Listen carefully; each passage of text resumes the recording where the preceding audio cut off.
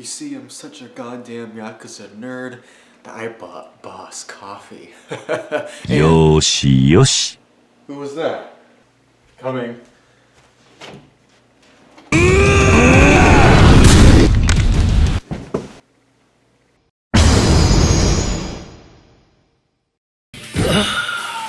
Ho ho. Yoshi.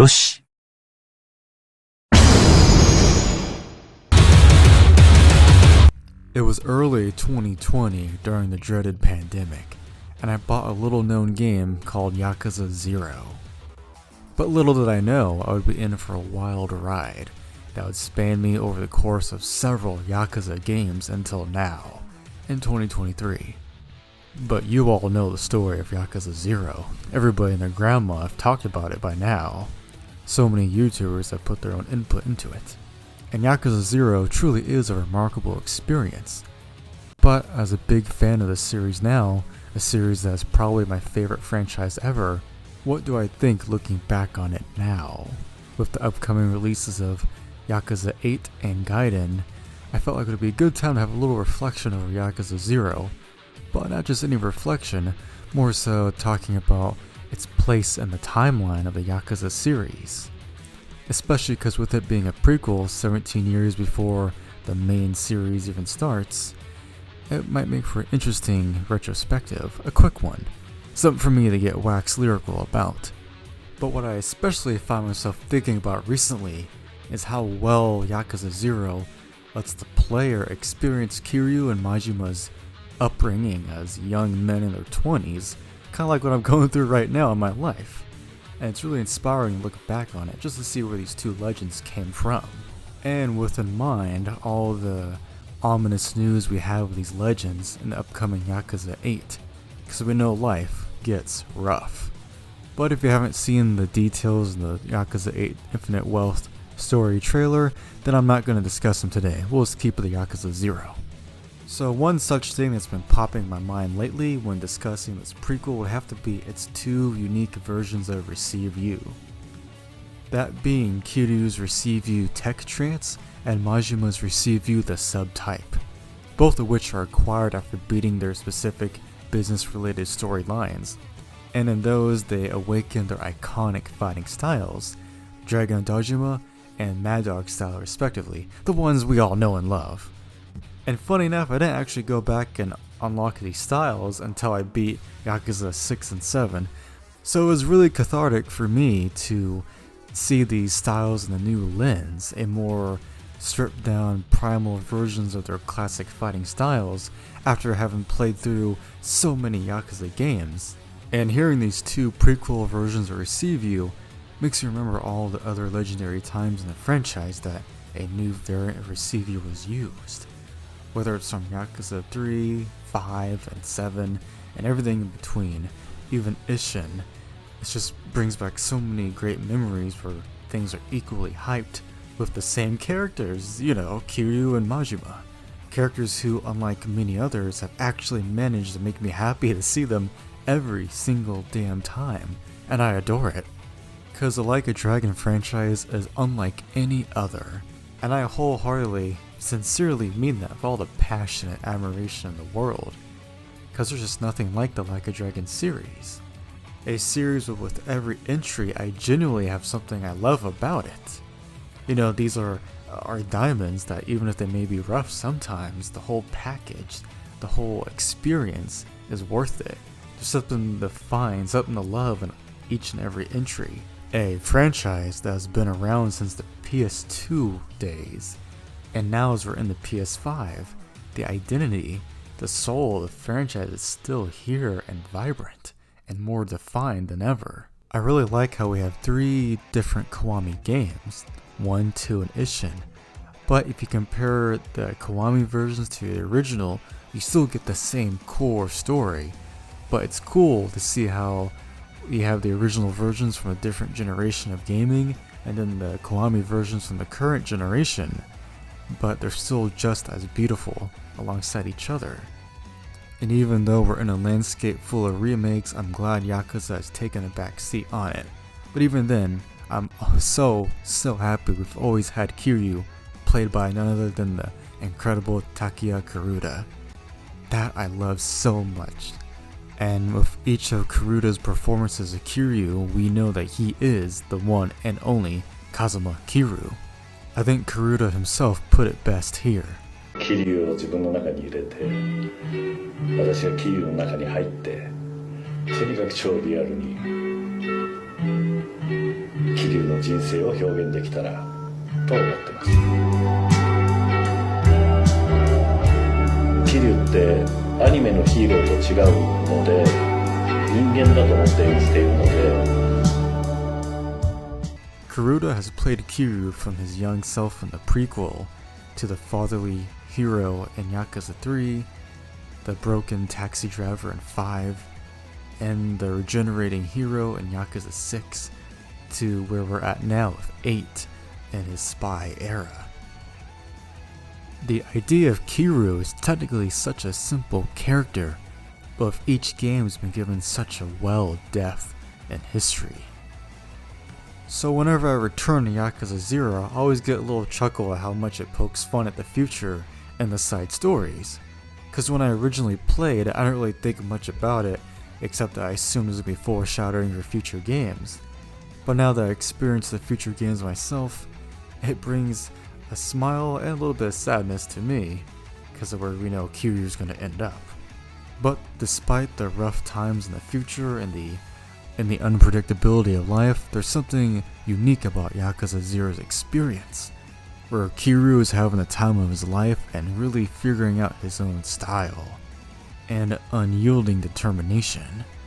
There's a track that plays during the real estate battles called Troubleshooting Star, and I think it really encapsulates Kiryu's character in this prequel, especially this part.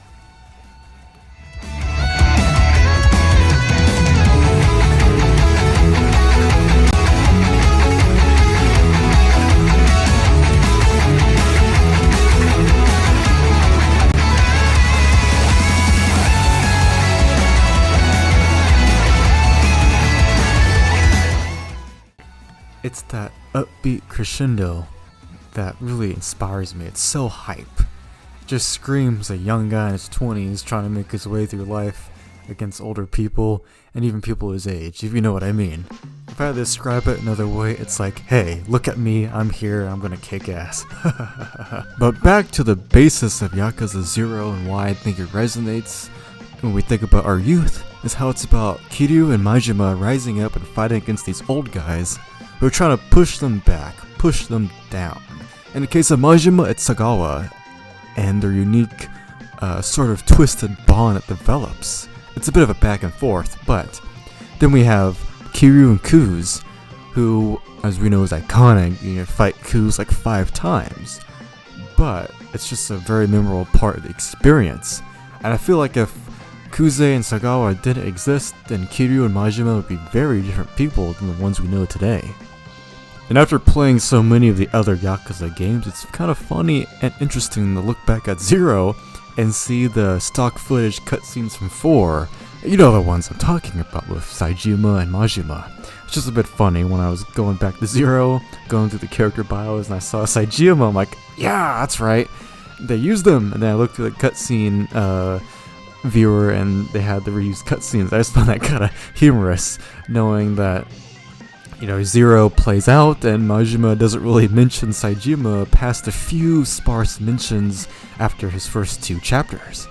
At the end of the day, I think Yakuza 0 is not only a perfect prequel, one that is able to bring in new viewers and reintroduce old-time fans to its iconic characters, but one that also takes said iconic characters and reestablishes them in such a young way that it's fun to see them being so much younger, and while they are in their prime, they're not in their iconic prime forms that we know today. It's a fun way to look back on the characters and see them in a new light, as well as seeing a plethora of new characters that help shape them for who they are. And since Gaiden is introducing a new character who is related to a character from 0, but one that did not meet Kiryu back in 0, I'm a little curious to how they're going to handle the connection. Because it'd be a bit more interesting if the said new character met Majima, but we'll see how it plays out. Now, since I'm doing a reflection on this franchise, I want to do a quick ranking of my Yakuza video essays, especially since I have 10 of them, so here we go. At the bottom, I'm gonna have to put my first video essay on this channel, which will have to be the top 3 Kamurochos. What can I say? It was mainly just practice for editing. My commentary ain't that good, but I still have fond memories making it. The number 9 spot have to be the best Yakuza side stories, which again was one of my earlier videos, but you gotta get practice, right? I think I was in front of the camera in that one. It's not great, but it's stuck at number 9. At my number 8 spot, I would have to put my Yakuza 7 and How to Honor Legacy Characters video, mainly because that's actually the one I don't remember much of what I did in it, but I think people liked it, so I'm happy with that. Then at the number 7 spot, I'd have to put my Isshin Kiwami video. I made it right after I beat Isshin, so I was really hype. It was mainly just a random splurge of my thoughts. I mean, I feel like all my videos are, but that one was fun. I had some funny clips I put in that, and I think I had like a montage of all these goofy pictures I took with the game's photo mode. Oh, yeah. That montage is actually kind of funny. I used that one goofy song from Yakuza 3, so it kind of fit. Now, at my number 6 spot, I'm going to have to put my Was Like a Dragon's Majima Saga underwhelming, mainly because, I thought I did a really fine job editing it and constructing it. I just have other videos I prefer over it. That number 5 have to be Like a Dragon Guiding Predictions, mainly because it was just a sort of, it's in the title, a prediction video. But with Guiding coming up, I am really hyped. And the Like a Dragon Guiding Predictions video actually got 4,000 views. So thank you guys for really giving me incentive to make more Yakuza videos because of that video, really. That one took off. And I felt like I finally hit a stride that I would see in the next entries. So, at number 4, I have to put That Time Kiryu Fought His Father. Now, this one I had a lot of fun making. I kind of wish it really gained more traction, but one of my returning loyal viewers, they really liked it. So, if you really hit that one person and they love it, then that's a win for me. But I was really happy with how that one came together cohesively, because there was one that was really stuck in the back of my mind, just talking about that certain spoiler character in the game. But yeah, I really had a lot of fun talking about just Like a Dragon 3 for once. Alright, and at the number 3 spot, it have to be the worst Like a Dragon villain, where I talked about the the last final boss of Yakuza 6. So there's a big spoiler in it if you do not want to know who it is. That's why I kind of made the title like that. But that one gained a lot of traction too, about 3,500, which I was really happy with. And got some cool discussions in the comments, which I really liked. And that was just another one where I was much better at editing at that point. It's a more recent video. And yeah, I'm pretty proud of that one. And at the number 2 spot would have to be Comparing the Dragons of Yakuza. Oh, that one was a monster. Not as much of a monster as editing the number 1 spot, but for being the number 2 spot, I'm really proud of it. It's one of those where I just had this idea that I know it's going to take me forever to edit, but I had to do it. And in that video, I talk about all the characters in the franchise that have a Dragon Irizumi tattoo. And it was just a lot of fun being able to reflect on characters who have the namesake of the franchise on their back. And at the number 1 spot, I have to be my History of Like a Dragon's Amon clan. That one took off, let me tell you. It got quite a hefty amount of views that I'm grateful for. And it was also about 33 minutes long. It's like one of the biggest videos I've ever made on my channel. It took so much effort. My poor laptop was about to have a heart attack with it. But I am so happy with how that turned out, man. That was a blast to make. And it was worth staying up late at night. So that's my quick ranking of my Yakuza videos on my channel, and really thank you guys for sticking around and just watching my content. ほほう。よしよし。